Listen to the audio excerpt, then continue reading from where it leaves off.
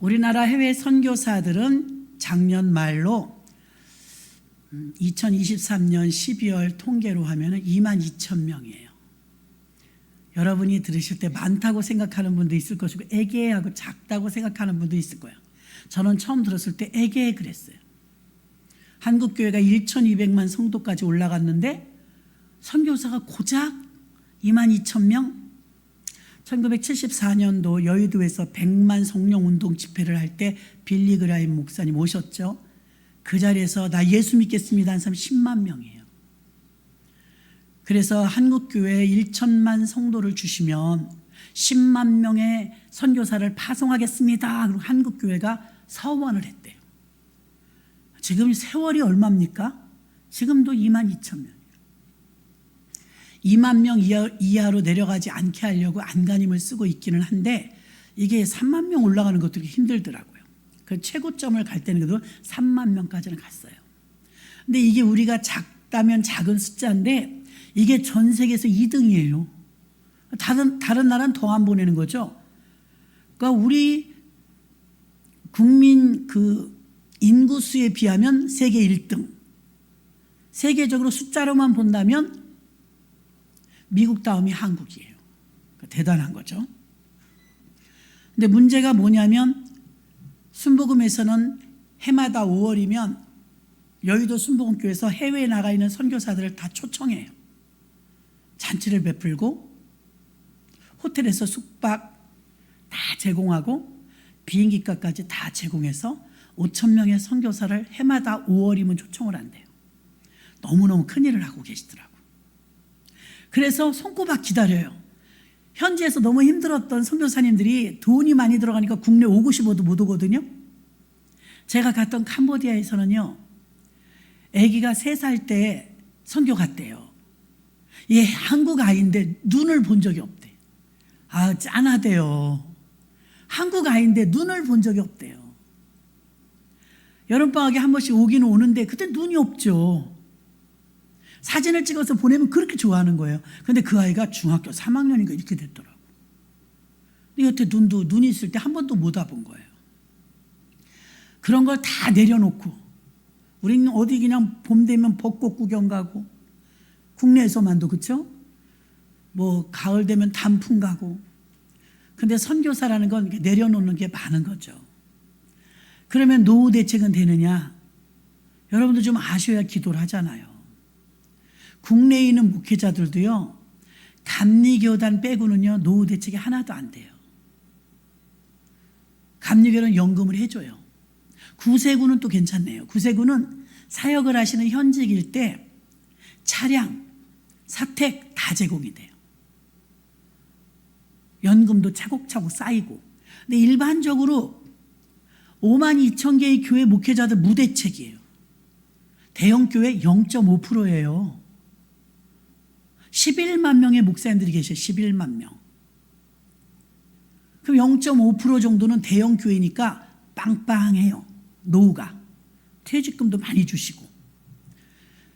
95%의 교회는요. 노후 대책이 안 돼요. 일반 회사 근로자만 다녀도 연금이 나와요. 목회자들은 연금이 없잖아요.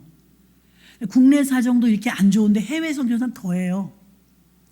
국내 선교사님들은 국내 목사님들은 그 교회에서 10년 이상 재직을 하시면 주보에 원로 목사라고 추대를 해줘요.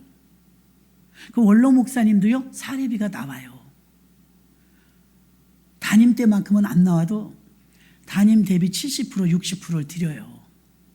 그러니까 그나마 국내에서 목회하신 분들은 본인이 열심히 하셨다면 그래도 원로 목사 추대는 된다고요.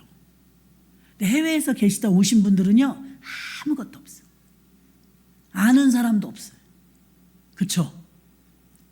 그러니까 해외에서 선교하시고 오시면 본인들이 노후 대책을 하기에는 여력이 없잖아요. 목회지에서 막 들어갈 거 투성이고 대부분 또 가난한 나라로 이렇게 가시니까 대책이 안 되죠. 그래서 국내에 들어오시면 노후가 더 어려워요. 근데 지금 이제 작년 말로 통계를 해보니까 우리나라에 들어오셨던 1호 선교사가 토마스 선교사예요.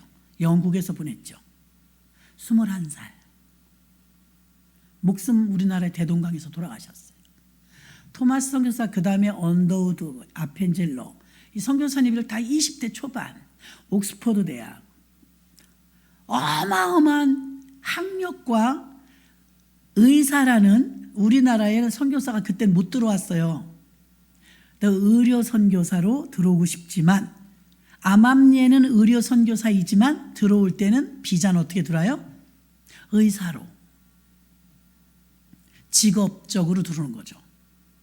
몽골에 가잖아요. 우리 선교사 안 받아줘요. 선교사라는 게 없어요. 그래서 한국 선교사님들이 몽골 갈 때 몽골과 이렇게 조인이 되어 있는 학교들이 있어요. 기독교 계통의 학교들, 대학교까지. 거기 한글 교수로 가는 거예요. 한국어과가 있대요. 한국어과. 한국어 교수로 가는 거예요. 그 교수는 사실은 본업이 아니에요.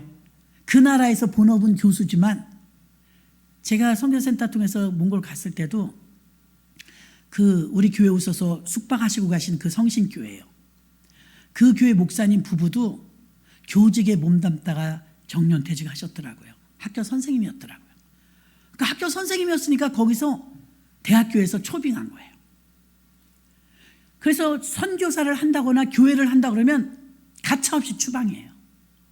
우리나라도 그랬거든요. 대원군, 민비, 기독교 잘 안 받아들이죠. 목숨 걸고 와야 되는데 그나마 의사로 오는 거예요. 신의학을 배웠으니까.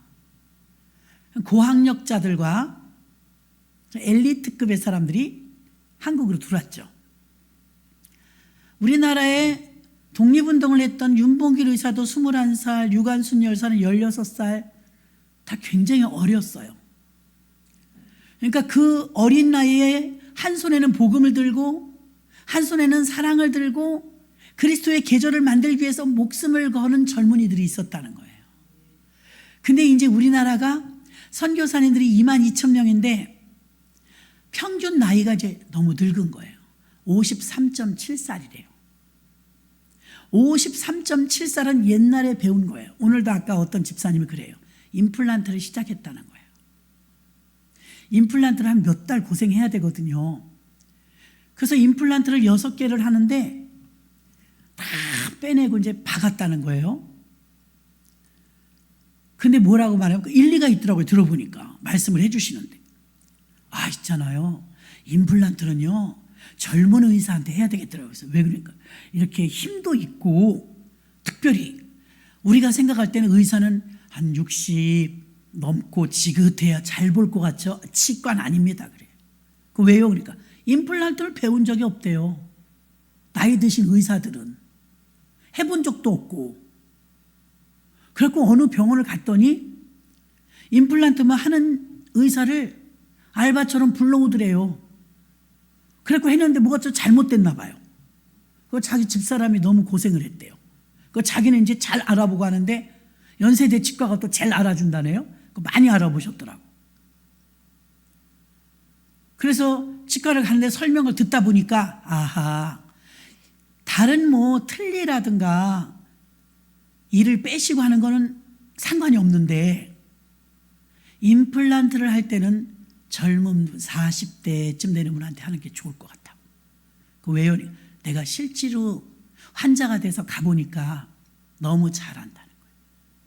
이 아이들은 대학교 가자마자 그 치과에서 임플란트 시대가 오니까 임플란트를 대학교 들어가자마자 또 배웠는데 60대 넘은 의사들은 경륜은 많은데 임플란트는 경험이 없다는 거죠. 일리가 있더라고요. 그럴 수도 있겠다. 그럴 수도 있겠다. 옛날에 우리가 섬기는 교회에 옛날 머리 뽀글뽀글하게 뽑는 파마를 잘하는지 못하는지 모르겠지만 오직 10명이 가면 다 똑같이 해놔. 그런 미용실이 있었거든요. 10,000원, 5,000원, 10,000원. 그러니까 무지무지 싸요. 근데 누가 들어가도 다 똑같이 해놔.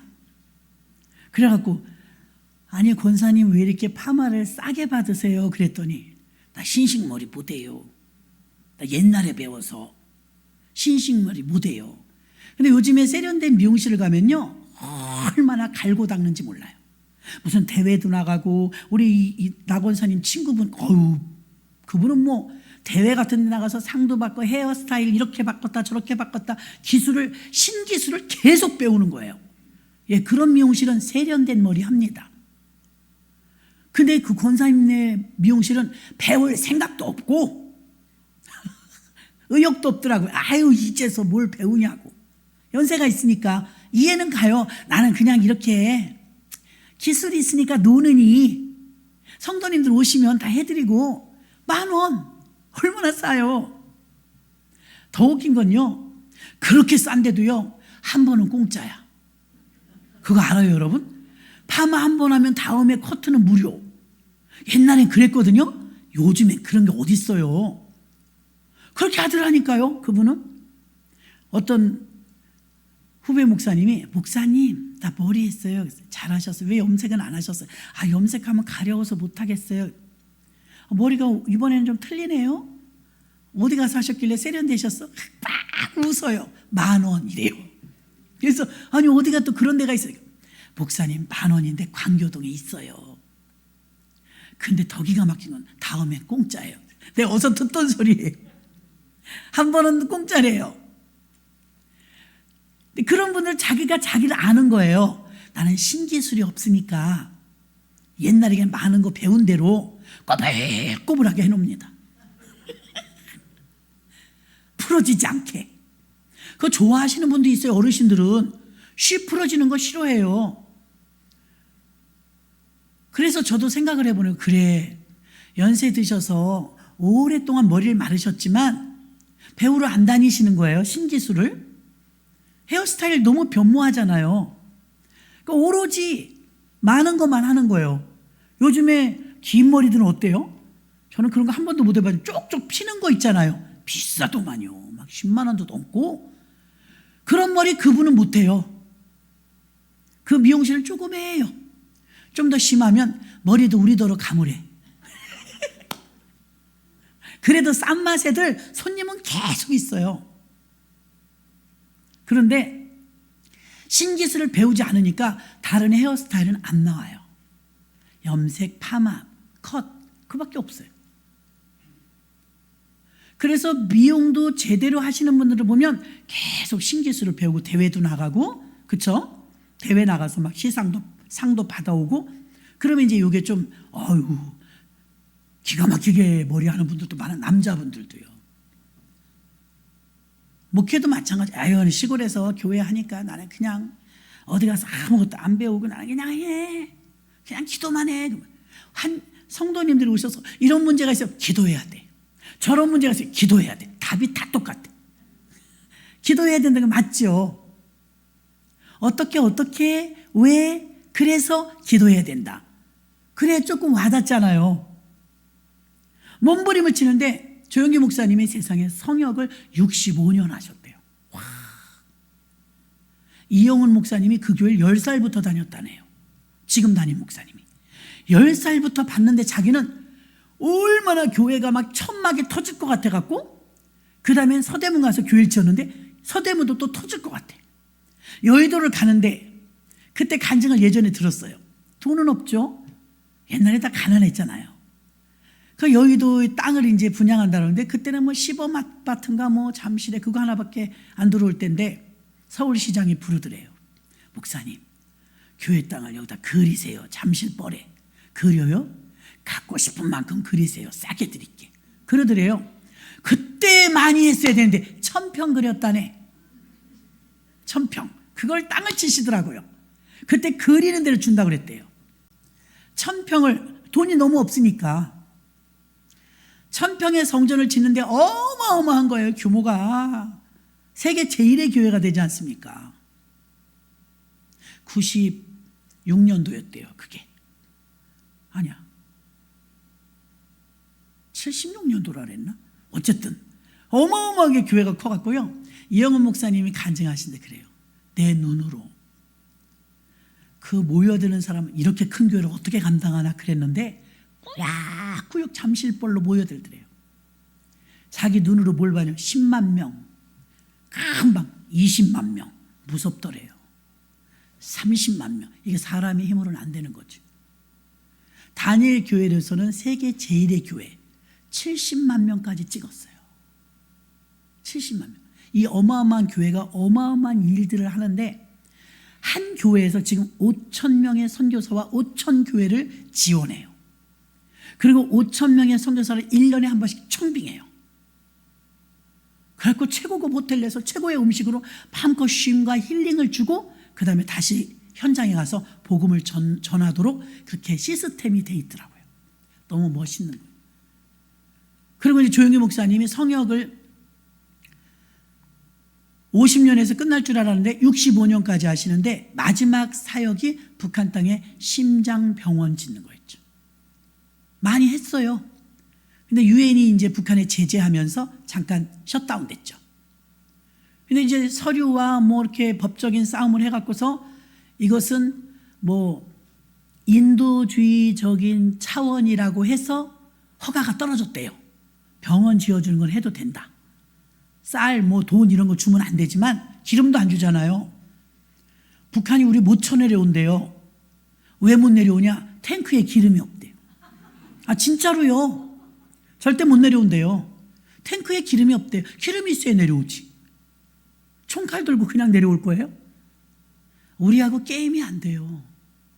자기네가 절대 엄포만 놓지 내려올 수는 없다는 거예요. 전쟁을 한번 치르면 어떻게 돼요? 어마어마한 비축미와 군수물자들이 필요하거든요. 준비가 안 됐다는 거죠. 지금 그나마 러시아하고 우크라이나 전쟁 중에 러시아에 무기 대준을 하고 조금 숨 쉬어요 지금. 그 러시아에 고마울 거예요. 우리나라는 우방이 있잖아요. 일본 있죠. 미국이 있어갖고요. 우리나라를 덤비면 주변에서 우방 국가들이 가만히 있질 않아요. 덤빌 수가 없는 거예요. 너무나 큰 은혜죠. 우리는. 그런데 북한 동포들이 너무 병으로 막 죽으니까 한국 국내에서는 심장병 어린이들 도와주고 울타리를 넘어서 담장을 뻗어나가갖고 북한 땅에 평양에 기초공사 다 했어요. 그래서 이제 회고하면서 그러시더라고요. 내가 천국 가서 조영기 목사님을 떳떳하게 만나려면 시작해 놓으신 이 사업은 마치고 가야 된다. 평양에 심장병 병원을 지어서 북한 땅의 동포들도 의료 혜택을 받을 수 있도록 그것까지 해고 내가 은퇴를 해야 나중에 천국 가서 조 목사님 만나면 다 최선을 다해서 사역을 하다 왔다고 말할 수 있다고 그러는데 뭉클하더라고요. 그분이 내가 10살부터 지켜봤는데 이분이 그렇게 유명한 분이고 남아공 같은 데 집회를 한번 나가면 200만 명이 모인대요. 200만 명은 세지도 보이지도 않아요. 우리나라 가장 최근에 94년도에 여의도 순복음교회가 개최해서 여의도에서 모였는데 성령 기도대회 100만 명 모였어요. 그 사진이 이번에 오살리 가니까 내가 늘 봤지만 내가 찍어왔다니까요. 조영기 목사님이 거기서 말씀 선포하시면서 사진 찍혀서 사람이 100만 명이 그렇게 많은 거예요. 한국교회 이 아시아권에서는 전 세계가 그렇게 말하는 거 영적인 거장 조영기 목사님, 미국에는 빌리 그레함 목사님, 양대 산맥처럼 하나님이 큰 영을 내려주셨다. 우리나라는 자랑스러운 거죠. 우리나라 대통령 이름은 몰라도 조영기 목사님 이름은 안다는 거예요. 근데 이제 그렇게 큰 교회 목사님이시면 막 10만 명, 20만 명, 30만 명 올라가는데 정말 중요한 포인트는 뭐냐면 그 어마어마한 교회 목사님이고 그만큼 성령께 붙잡혀서 쓰임받으면 그냥 막 달려가서 뛰어가서 복음을 전해도 될 것 같은데 큰 집회를 앞두고 있으면 하루에 3시간에서 4시간 기도하신대. 그 얘기를 해준대. 이야, 뭐가 달라도 다르구나. 자기는 신유의 은사가 있는 사람이 아니라는 거예요. 다만 자기가 폐병으로 죽을 뻔했다가 살려주신 분이 하나님이니까 나를 치료해 주신 그 하나님은 확신이 있다는 거예요. 나를 치료해 주신 그 하나님이 여러분도 치료해 주실 것이라고 전하는 거라는 거예요. 그걸 받아들여서 믿는 사람은 치료받고 안 믿으면 못 치료받고 65년을 사역하셨대요. 사도행전을 읽어보고 배워보면요, 목회자들을 하나님이 쓰실 때 약 30년에서 35년 쓰세요. 그리고는 조용히 퇴장이야. 사도행전에 보면요, 사복음서에서부터 줄곧 탑으로 쓰임받은 사람 베드로예요. 그렇죠? 예수님이 수제자 삼았잖아요. 베드로가 어디서 슬그머니 없어지느냐? 사도행전 13장부터 안 나와요. 그 다음부터 이제 바통을 이어받아갖고 바울 얘기만 나와요. 그러니까 하나님이 한 시대에 썼던 주의 종들을 보니까요, 사도 바울도 그렇고 예수님도 33년, 그렇죠? 공생애까지 33년. 사도행전에 나타난 하나님이 쓰시는, 붙잡고 쓰시는 주의 종들이 하나님이 확 올려서 쓰시는데 약 30년에서 35년? 그 정도를 붙잡고 쓰시더라고요. 그러니 조용기 목사님 65년을 사역하셨다니, 와, 정말 길이 남을 업적이지 않습니까? 그래서 교계 안에서도 이런 사람은 정말 100년에 하나 날까 말까 한다, 그렇게 평을 하고 있죠. 22,000명의 선교사님 중에 평균 나이가 53.7세는요 굉장히 늙은 거래요. 우리가 생각하면 한참일 것 같은데 왜 그러느냐? 아까 말씀드린 것처럼 미용실도 그렇고 치과도 그렇고 이게 기술이 자꾸 바뀌고 세대가 바뀌다 보니까 신기술이 필요한 것처럼 도시마다 옛날 선교사님들은 옛날 배운 것만 자리 잡았다는 거예요. 그 급변하는 세계 정세잖아요. 전쟁도 막 일어나고 없어진 나라도 있고 다시 생겨나는 나라도 있고, 이게 파괴돼야 되는데 요즘 젊은이들은 다 꿰뚫고 있는 거죠. 요즘 공부했으니까. 근데 53.7세는 굉장히 늙은 거예요. 그래서 이게 제일 걱정이래요. 한국교회가 선교사 10만 명을 목표로 하고, 여러분도 기도해 주세요. 10만 명을 목표로 하고 기도하고 있는데 너무 이렇게 늙어가고 있다는 거예요. 그래도 그나마 희망이 있는 것은 단기 선교, 우리 현지처럼 단기 선교 1년, 2년, 반년, 몇 달, 단기 선교사로 가는 통계를 보니까요 20대가 압도적이에요. 74%. 그나마 희망이 있는 거죠. 단기 선교 가는 사람이 선교 갈 확률이 훨씬 높아요. 여러분보다. 선교를 들랑달랑하면서 하신 분들이 더 불타거든요. 단기 선교 하다가 장기 선교 가는 거예요. 이용규 선교사님도 하버드대 박사학위까지 받았는데 몽골로 가라 그랬고 뭐 화가 났대잖아요. 그 가난한 나라, 추운 나라, 많이 안 배워도 되는 나라, 거기를 나 같은 사람을 하버드 대학에서 박사학위 받아갖고 한국에서 연고대에서 뭐 서울대학에서 교수로 오라고 다 청빙해서 신나갖고 들떠 있는데 몽골 가라 그러더래. 화가 나더라는 거예요. 몽골 보내실 것 같으면 날 공부를 시키지 마시지, 대학만 나오게 하시지. 가족이 이산가족 돼갖고 떨어져 살면서 박사학위 받느라 얼마나 고생했는데 그 하나님 나 몽골 가라고 하십니까? 근데 뭐 강력하게, 근데 몽골 그분이 갔잖아요. 가갖고 대학교를 세워요. 대학교를 세워서 총장 하시려고 하버드대 박사를 보내셨구나. 나중엔 알게 된 거죠. 그분이 유명한 책, 여러분도 책도 좀 읽으세요. 내려놓음. 두 번째 책 나왔어요. 더 내려놓음. 그래서 제가 신학생들한테 막 독후감 써오라고 했어요. 이용규 저자 내려놓음. 그 자기가 내려놨어야 되잖아요. 하나하나 내려놓는 거예요. 그분이 그렇게 된 것은 몽골을 단기 선교 갔다 왔대요. 청년 때. 단기 선교 갔다 왔는데 자꾸만 박사학위 공부 끝날 때까지는 아무 말씀 없으시는, 끝날 때쯤 되니까 그 몽골에 소가 많거든요. 소름 소리가 자꾸 들리더래요. 그럼 이렇게 들려야 되는데 용규요 빨리 와라 이렇게 들리더래요. 저를 길러주셨던 목사님도요 막 뒤집어줬잖아요. 죽을 생명에서 하나님 살려주셨으니까. 근데 우물가에 가서 쌀을 씻으면 쌀 씻는 소리 퍽퍽퍽 이렇게 나잖아요. 조남이 김자 성자 자자였어요. 그러면 자기 귀엔 그렇게 들리더래요. 쌀을 복복 씻으면 쌀 씻는 소리가 나야 되는데 성자야 교회가 이렇게 들리더래요. 그거 미칩니다. 그거 밥을 하루에 2번 3번 하는데 시어머니 모시고 살아서 강원도에서. 근데 쌀만 씻으면 빨리 오라는 거예요. 그래갖고 이제 코 깨갖고 주의 종에 대해서 80대까지 하나님이 아름답게 쓰셨죠. 전국 전 세계를 한 100여 교회 세우시고. 나는 그때 처치 플랭팅도 몰랐는데 우리 목사님이 선견지명이 있으셔갖고 성령의 사람이라 다르구나. 그렇게 많은 교회를 세우시더니 하늘나라 가면 진짜 면류관이 6개 다 쓰고 계시겠다. 그런 생각합니다. 그나마 단기 선교를 다녀봤던 분들이 장기 선교로 손들어요. 왔다 갔다 하다 가더라 이거예요. 그래서 그나마 20대가 지금 선교 1년에 단기 선교 2,000명 정도 나갑니다. 2,000명. 그 2,000명 정도 나가는 아이들 대학생이 제일 많죠. 그러면 이 아이들 중에서 74%가 20대라는 거예요. 20대. 그 20대가 이제 왔다 갔다 단기 선교 몇 번 왔다 갔다 하다 어떻게 되냐면요. 그 다음엔 장기 선교 갑니다. 그 중에서 확률이 더 높아요. 그래서 그나마 지금은 너무 노령화가 되고 있는데 단기 선교팀에서는 계속 20대가 압도적이기 때문에 희망은 있습니다. 희망. 그래서 해외 선교를 위해서도 여러분이 더 많이 기도해 주시기를 바랍니다. 제일 필수적인 조건은요, 성령을 받아야 해요. 오늘 말씀은요, 성령을 어떻게 받냐 이거예요.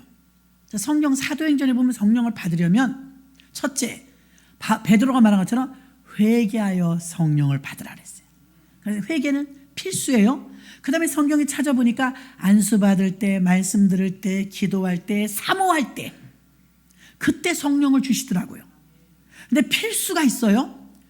그것은 회개입니다. 회개할 때 성령이 임한 경우가 제일 많아요.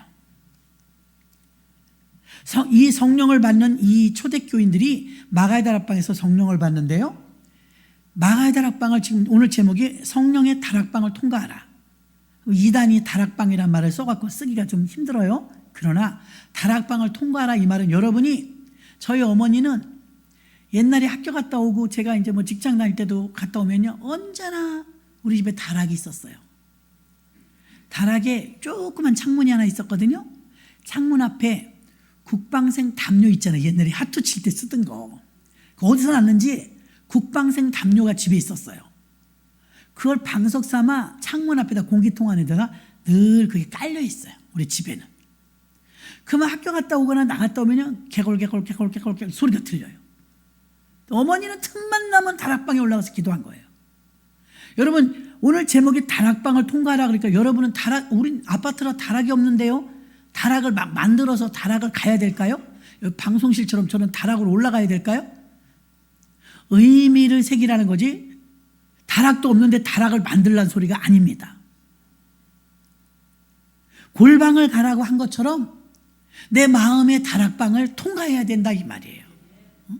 뜨겁게 한번 담궜다 나와야 돼요. 저는 한국유리하고 그 용광로로 그 압력밥솥 만드는 알미늄 녹이는 거 2군데 견학을 가봤어요. 그 한국유리 장로님이 사장님이시잖아요.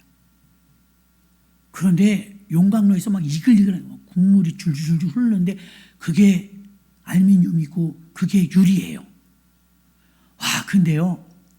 못 쓰게 된 알미늄이 산더미처럼 있더만요. 고물로 들어온 거. 그게 이제 용광로 이글이글한데요. 거기다 막 담궈 넣어요. 시원해요. 징그럽기도 하고. 빨간 용광로에 못 쓰고 찌그러지고 삐그러지고 한 뭐 세숫대야 밥그릇 솥단지 다 집어넣어. 이제 써먹을 수가 없을 정도로 낡은 그릇이라 온 거예요. 고물로. 그 속에 들어가면요 금방 신문지처럼 뭐가 휙 까만 게 떠요. 그 때가 뜨는 거예요. 때. 그것만 살짝 걷어내고요. 금형이라고 그 틀이 있어요. 틀. 뭐 풍년압력솥 이런 거 만드는 이제 틀이 있어요. 뚜껑 만드는 틀, 냄비 만드는 틀 쭉 줄 세워놓고요. 국자 같은 걸로 퍼요. 뜨겁긴 엄청 뜨겁더라고요. 시뻘건 걸 퍼내면요 은색이 돼버려요. 주르륵 따라요. 그 다음에 점심 먹고 시간 몇 시간 지난 다음에 그걸 뒤집어서 탕탕 치니까 쏙 그릇이 나와요. 그 다음에 옆방으로 가요. 싫고 보니까 옆방으로 가는데 연마래요. 그 연마. 기억이 나네. 연마. 기계가 우리 수세미 같은 게 기계에 동그랗게 달려 있어요.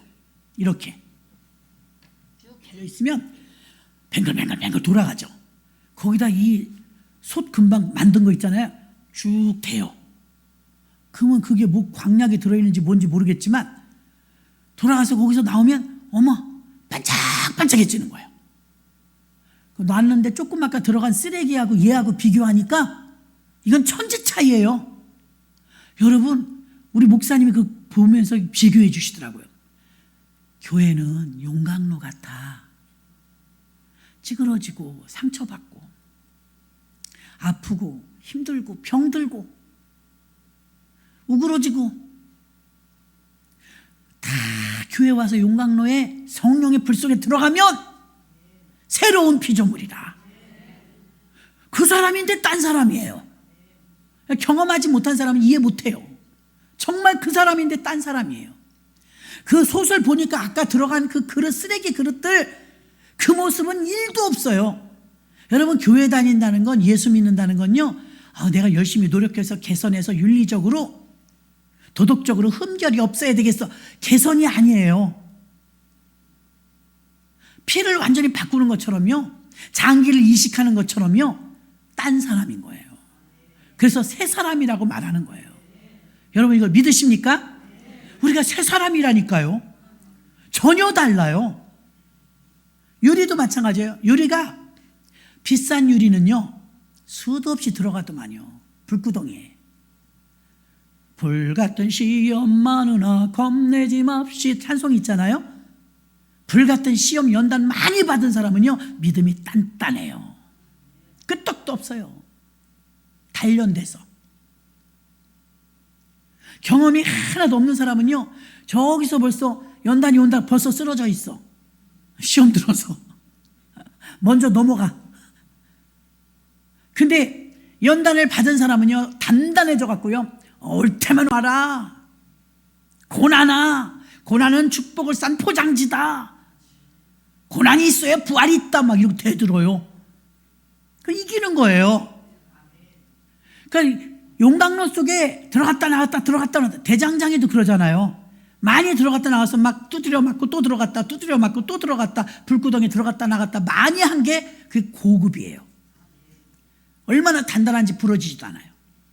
그래서 싸구려 유리가 만들어지는 걸 봤거든요. 보기에도 약해 보여요. 푸르르 끓여갖고 쭉 붓고 한 번 끝. 그거는, 그 유리는 딱 부서지면 날카로워갖고 사람을 다 찌르죠. 근데 방탄 유리를 보니까, 방탄 유리요. 그건 깨진 거 보셨어요? 대통령이 타는 차 같은 거 유리 깨져도요, 동글동글동글하게 토끼똥 모양 하나도 안 다치고, 유리 안에 실 같은 게 들어가 있어 갖고요, 쨍그랑 깨지는 법이 없어요. 와, 방탄 유리는 정말 단단해요. 수도 없는 담금질을 하는 거예요. 교회도 어떤 사람이 세냐? 목사님이 센 게 아니에요. 목사님이라도 약하면 권사하고 영적으로 싸워. 소리 크게 하면 이기는 줄 알고. 그렇지 않아요. 영적으로는요, 단련을 많이 받은 사람이 세요. 훈련과 연단 과정을 많이 거친 사람이 믿음이 든든합니다. 다락방을 통과하지 않은 사람은 무슨 말인지도 몰라요. 다락을 찾아 올라가라는 소리가 아니라, 다락방을 통과했다는 건 열흘 동안 전혀 기도에 힘쓰면서 담금질을 했다는 거죠. 그런데 사도행전 2장 1절부터 4절까지 보니까 드디어 열흘째 되는 날, 열흘까지 아무 징조도 없었는데 갑자기 하늘로부터, 성경이 그렇게 써 있잖아요. 급하고 강한 바람 같은 소리가 있어. 어디서? 하늘로부터. 불의 여같이 갈라지는 것이 각 사람 위에 임하여 있다니. 불같은 성령이 온 거예요. 불이 아니에요. 불같은 성령. 뜨거워서. 성령을 처음 받은 사람들 보면요, 뜨거운 불을 먼저 받아요. 불을 받으니까 막 견디지 못해요. 그 뜨거움에. 그 뜨거움만 오는 게 아니에요. 무언지 모르는데, 내가 환경이 변한 건 없는데 기뻐요. 성령 받은 대표적인 증거는 기쁩니다.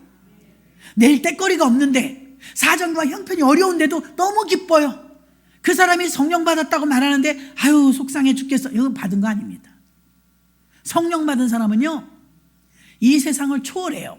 에스겔 47편에 보면 일천척 측량하잖아요. 그럼 발목, 무릎, 허리, 그 다음에 창이라죠. 창이란 건 성령 충만을 말하거든요. 그러면 창이래갖고 헤어말 물이요 그랬어요. 엔게디에서 에네글렌까지 금을 치는 곳이 돼서 풍성해진다고 말하는데 저는 수영을 못해요. 근데 수영하는 사람 생각해봐요. 100km면 안 떠요? 50km만 떠요? 150km도 떠요. 수영할 줄 알면. 다시 말하면 성령 충만하면 인간 세상에서 살 때, 육지에서 살 때의 법이 적용이 안 돼요. 성령이 충만하잖아요. 수영을 하게 되면요 발이 땅에 안 닿아요. 발이 땅에 닿고 걷는 게 이게 인간 법칙이잖아요. 성령이 충만하면 인간 세상이 이기질 못해요. 인간의 법칙을 뛰어넘어요. 헤어말물이요 그랬기 때문에 하나님의 법칙에 의해서 움직이는 거예요. 하나님의 뜻에 의해서 움직이는 거예요. 아시아로 가려고 했는데 마게도냐로 막 가는 거예요. 이게 성령의 사람이 하는 일들입니다. 얼마나 기쁜지, 얼마나 감사한지, 얼마나 분명한지. 오늘 베드로는요 성령의 충만함을 받고 나서 요엘 선지자의 말씀을 인용합니다. 너희 자녀가 예언할 것이요 남종과 여종에게 부어줄 것이요 이상과 몽조를 깨달으며 늙은이는 꿈을 꿀 것이다. 이게 성령이 충만해지면 비전이 생겨요. 꿈이 생겨요. 전혀 소망이 없던 사람에게 소망이 생기는 줄 믿습니다.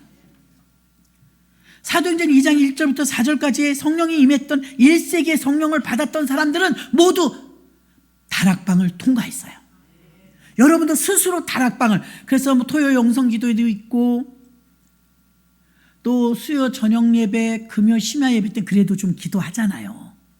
주일 저녁 예배도 그렇고 대예배 때만 그렇게 기도 많이 못하지 사실 기도할 수 있잖아요. 새벽 예배도 그렇고 우리 교회 새벽 예배 뜨거워요. 그럼 여러분이 다락방을 통과해야 되겠다 그러면 기도하는 자리는 막 찾아와야 돼요.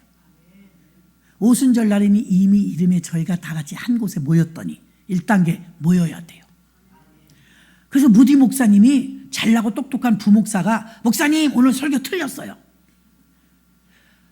부사역자들이 보면 담임 목사 답답해요. 저도 그랬었거든요. 기억을 왜 못하셔? 왜 아브라함의 아들 이삭인데 이삭의 아들 아브라함이라고 그래? 그럴 수 있잖아요. 그러면 여러분 제가 그렇게 틀리게 말해도 여러분은 분명히 잘 알아들어요. 여러분 이삭의 아들 아브라함은 그러면 여러분 웃으면서도 아브라함의 아들 이삭이지 이삭의 아들 아브라함이래. 근데 부목사가 딱 목사님 오늘 설교 중에 틀리셨어요 그러더래요. 그랬냐? 나 모른다.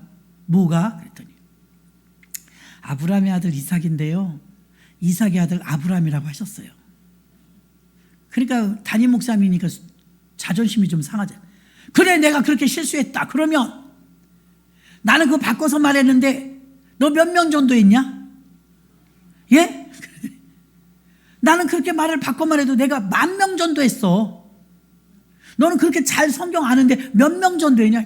못했는데요. 그럼 말 마.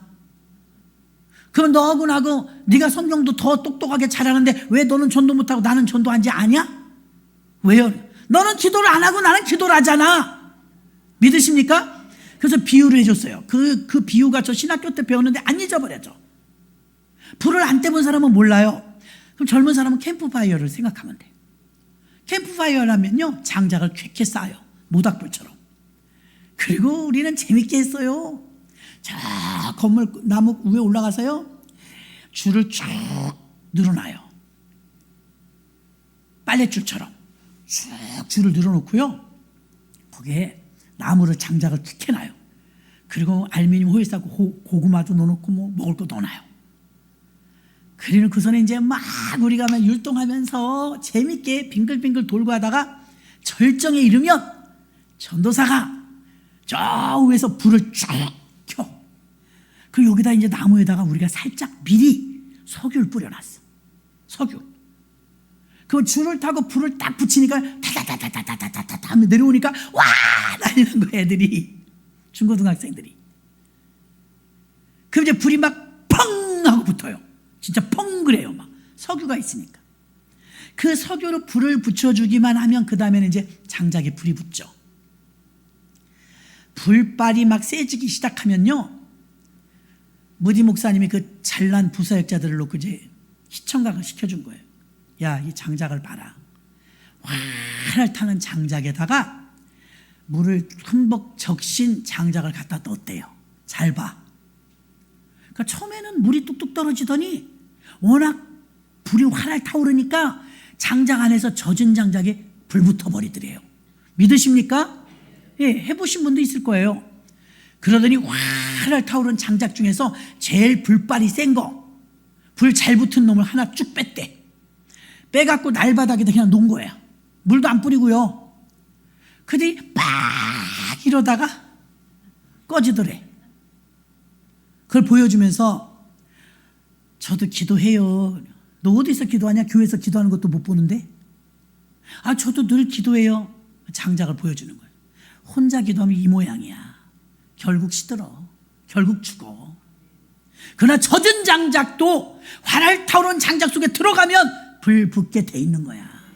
목사님, 나는 기도를 못해요. 어쩔 수 없어요. 기도 못해서 못 나오는 거 이해하세요. 이해한다고 성령 받아요? 젖은 장작도 그 여러분 너무 잘 알잖아요. 젖은 장작도 활활 타오르는 장작에 넣으면 결국 불 붙어요. 처음엔 안 되죠. 젖었으니까. 그러나 거기다 계속 있기만 하면, 모여 있기만 하면 어느 날 불 붙어요. 그래서 여러분, 이제 사순절이기도 하지만 아무리 강조해도 지나치지 않은 거, 여러분 기도의 자리에 모여야 돼요. 힘써야 돼요. 낮의 말씀처럼. 일꾼은 힘쓰라잖아요. 그 힘을 안 쓴단 말이에요. 그리고 목청 높여 소리도 지르고 쥐야 지르는 거예요. 그래서 이 사순절 기간에 기도하려고 작정을 하셔야 됩니다. 작정. 그럼 여러분은, 제가 이제 새신자 불교에서 온 사람 그 집에 막 묵주며 뭐며 액자 뭐 이런 거 다 때려 부시고서 데리고 다니는데 마귀 역사도 엄청 하더라고요. 근데 그 사람 데리고 기도원 갔어요. 30여 명이 막 항아리 기도하고, 그 사람 하나 놓고 막 기도를 세게 해줬어요. 목사님은 감히 뭐 어려워서, 우리끼리 여전도에서. 근데 이 사람이 콩콩콩 뛰면서 진동이 와서 성령을 받은 거예요. 그러고 나는데 우리가 그 사람이 치질이 있는지 어떻게 알아요? 여자분인데. 창피하니까 얘기도 못하죠. 나중에 간증하는 걸, 그날 그렇게 성령 받고 콩콩 뛰면서 은혜 받고 하는데 집에 갔는데 치질이 나왔다는 거예요. 여태 제발도 안 돼요. 또 이제 그 순복음교회 목사님이 그러는 거예요. 조영기 목사님 따라서 집회를 한번 외국에 따라갔는데 실업인 선교회가 있어가지고 007 가방에다 딱 돈 넣어주면 2억이래. 2억. $10,000짜리가. 그렇게 딱 서포트를 해줘요. 선교 마음껏 하시라고. 그러면 가갖고 기도해주고 안수하면 바깥에서요, 외국에 가면 한국보다 역사가 더 많이 일어나거든요. 근데 이 사람도 성령을 받은 거야. 막 이러더래요. 그러니까 그 진동이 온 건데 그걸 모르니까, 성령의 증상을 모르니까, 목사님 저 사람 추운가 봐요. 나 듣고 웃겨서 혼났어요 어저께. 저 사람이 되게 추운가 봐요. 목사님 외투 있으면 좀 빌려주세요. 그래서 왜요? 저 사람 떨잖아요. 다 떠네. 다리도 떨고 발도 떨고 되게 추운가 봐요. 그래서 이제 목사님은 알잖아요. 웃으면서, 비서로 간 목사님인데, 그건 추워서 떠는 게 아닙니다. 저렇게 떠는데도요, 사시나무 떨듯이? 예, 이건 진동이라고 하는 건데, 요제가 온 거죠. 요제. 흔들어 드리는 제사가 있어요, 구약에. 요제. 예, 성령이 임해서 육체가 감당하지 못해서 진동이 온 겁니다. 전 떠는 게 아닙니다. 아닌데 추운 것 같은데. 외투를 갖다 덮어준다 해서 얼마나 웃었나 몰라요. 성령이 오시는 걸 본 적이 없으니까. 다락방을 통과한 사람은요, 성령 받은 사람은 성령의 소리를 들을 줄 알아요. 그 성령 받은 사람은 뭐 잘난 소리, 똑똑한 소리, 칼바라트고 이런 소리보다 성령의 소리에 민감해요. 그 성령의 소리하면 기뻐요. 내 속에는 영이 기뻐하니까. 그래서 여러분, 다락방을 통과하셔야 됩니다. 그 다락방은 기도의 자리예요. 저희가 다 같이 한 곳에 모였더니 지금 모이질 못하잖아요. 왜 못 모여요? 아유, 난 기도도 잘 할 줄 모르고요. 난 진동도 할 줄 모르고요. 난 기도도 잘 안 되고요. 젖은 장작이라고 생각하면 돼요. 그럼 다행히 화를 타는 장작들도 있어요. 기도하시는 분들 살짝만 터치해줘봐요. 랄랄랄랄랄라 기도합니다. 그럼 그런 화를 타오르는 장작들 속에 끼어있기만 하면 돼. 그러다 보면 어느 날 불이 붙어요. 근데 아예 포기해버려. 해보니까 잘 안 되더라고. 그리고 무슨 생각이 들어요? 힘들어. 그러니까 힘쓰라니까요. 힘들다고 그래도 또 약장사 가봐. 아이고, 저 노래 한번 오동잎 그러면서 막 노래한다고요. 힘을 세상에다 쓰지 마시고 주님께 써요. 주님께. 그게 힘쓰는 거예요. 다락방을 모르면 성도님들을 다 이해하거나 파악할 수가 없어요. 베드로가 그 무지한 사람이 어떻게 3,000명, 5,000명씩 전도해서 그 담임 목사를 했겠어요. 그 큰 교회에. 조영기 목사님 그 큰 교회를 어떻게 감당해? 다락방을 통과하지 않으면 말이 안 되는 거예요. 인간의 힘은 한계가 있으니까. 여러분 4식구, 5식구 살아도 힘들다면서요. 근데 수십 명, 수천 명을 건수할래 봐요. 되나? 성령의 힘 아니고는 안 되거든요. 그래서 이 사순절 기간에는 우리 신앙이 막 폭포처럼 성장하는 때라고 했잖아요. 회개 많이 하시고 성령 받는 데는요 최고로 빠른 게 회개예요. 나도 회개의 영을 부어달라고 죄 지은 모든 거 생각나는 대로 다 회개하시고 성령님께 맡기면서 기도하시면 모인 무리들에게 하나님이 성령을 부어주실 줄로 믿습니다. 마지막 날에 하나님께서 그 종들에게 내 영을 부어주리니 남종과 여종들에게. 이 단 한 번의 말씀 때문에 여자 목사님이 탄생한 거예요. 옛날에 어림도 없었어요. 여자 목사님들 구약에서 보면 여자 목사님들 강단에 올라갈 수 없었어요. 근데 성령 시대가 됐잖아요. 성령이 남종과 여종들에게 물 붓듯이 붓는다. 이 말씀 때문에 이제는 남녀 성별도 초월하시는구나 받아들이고 지금 이런 시대가 된 줄로 믿습니다. 성령을 받으면 그럼 뭐가 좋을까요? 성령을 받으면 분명하게 선견력이 생겨요. 선견력. 미래가 불투명하지 않아요. 성령이 교회들에게 하시는 말씀을 들을지어다 분명하게 비전과 이상을 깨닫게 되는 줄 믿습니다. 고린도전서 2장 13절에 보니까 우리가 이것을 말하거니와 사람의 지혜에 가르친 말로 아니하고 오직 성령의 가르치신 것으로 하니 신령한 일은 신령한 것으로 분별하느니라. 제일 중요한 게 분별력이죠. 분별력. 그래서 성령을 받으면 미래를 볼 수 있는 분별력이 생겨요. 두 번째, 성령을 받으면 꿈이 생겨요. 꿈. 조영기 목사님이 외친 복음은 사랑하는 자여 내 영혼이 잘된 같이 범사가 잘되고 강건하다 이렇게 말했어요.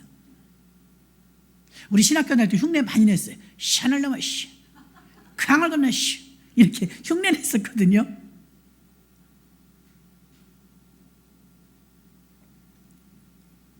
그분도요 오직 성령님 붙잡아 달라고 기도하면서 하루에 그 비서 목사님이었던 분이 지금 담임 목사님 되셔가지고 3시간, 4시간을 기도한다는 거예요.